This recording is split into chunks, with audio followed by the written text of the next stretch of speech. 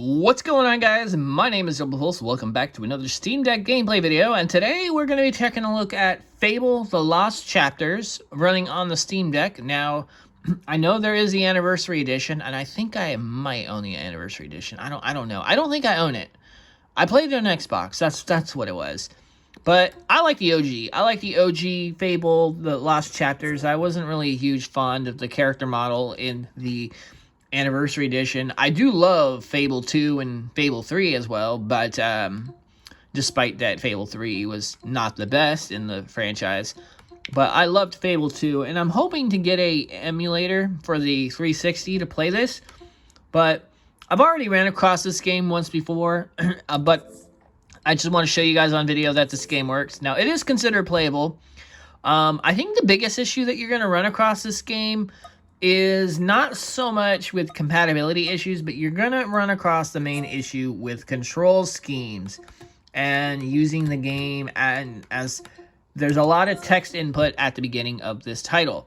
So, like for instance, it will use, when you start the game, you're going to have to use you're going to have to do something. Now, you'll see in the menu that it says the system does not have enough RAM or virtual memory to run the game. Please close any additional programs that might be running to increase your virtual memory. We're just going to ignore this. We're just going to hit continue.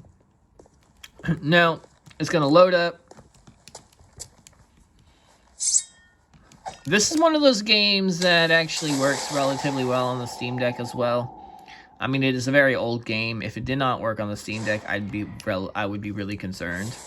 But, I have been surprised before.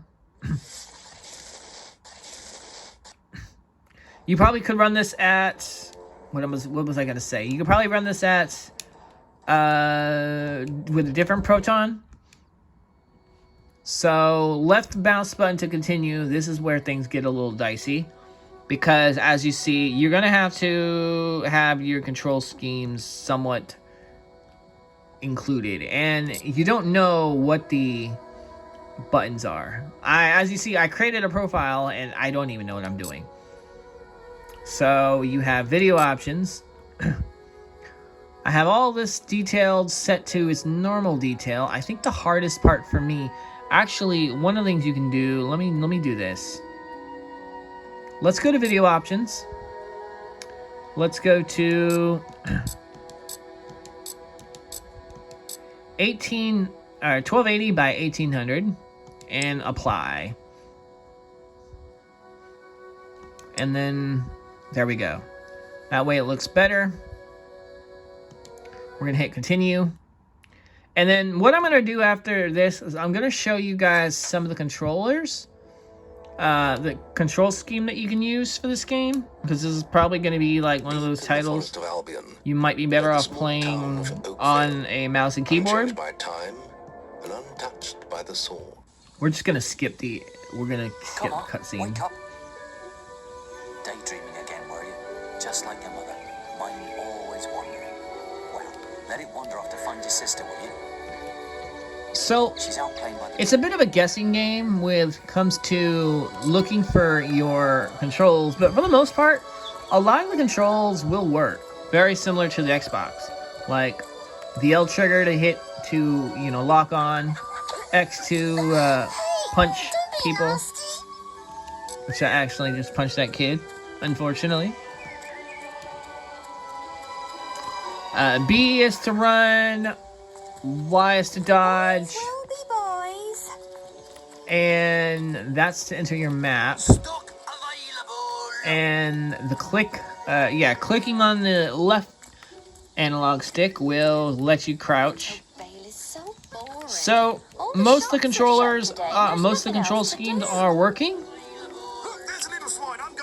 And I'm gonna just run away, run. Oh, I got caught. Oh, wait, what? No, he's... I've got to, just stand between those. I'll put a good word in for you, right? What? Won't be long. Yeah, so holding B will run. Says that the barrels in these quick. While he's away. Unless you're too scared. Unless you just... Come on! Let's go and break stuff. Yeah, I don't know. Right, got you, you little ruffian. I've heard violent that sort of behavior. If you were, you need... Yeah, I don't need the lecture. I don't need the lecture, guard. I'm gonna be a bad boy. So boring. Ugh. Just breaking things. Actually, I should just punch him. Isn't this more fun? Actually, I don't think there is anything else to break, which is very unfortunate because if the guy comes over and he sees that I haven't broke anything... Oh, God. That's more like it. Oh, no. He's coming back, everybody. He's coming back. I'm in trouble.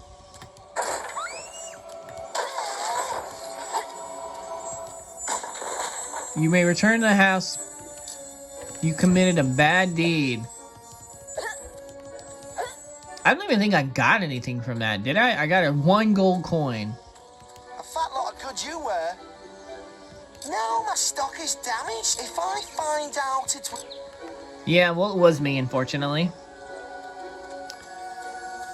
But anyway, as you see, this game works relatively well. I know, like, using the mouse and keyboard or using different control schemes to access your inventory will be a little bit tricky, but for the most part, the controller binds are pretty well done.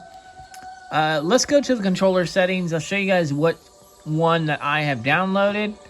So when it comes to the custom layout, Fable configuration for Steam controller plebs. That's legit what it's called. This isn't one that I created, but it is one that I downloaded by a man named Carbo, and a whole bunch of people seem to like this one. This is for sadists like me who wish to use the Steam controller with this game. You got the Fable Xbox controllers, Fable Xbox config perfectly. You can play around with many of these different configurations and it'd be up to you. I thought this one was pretty good because it gives you a little bit of flexibility between using the mouse and keyboard or using the mouse controls. And I am been very, very bad. Now, I'm not going to go through, obviously, the tutorial on this. I just wanted to give you guys an idea that this game does work. This is actually the whole point of these videos, is to show you these demonstrations to see that they do work. So if you end up going to buy these when they're on sale, you know that you know what you're getting will effectively run. Anyway, I'm DoublePulse. Thank you guys for watching. If you guys enjoyed this video, feel free to like, comment, and subscribe, and feel like checking out one of my other videos that's going to pop up on screen right now. Goodbye.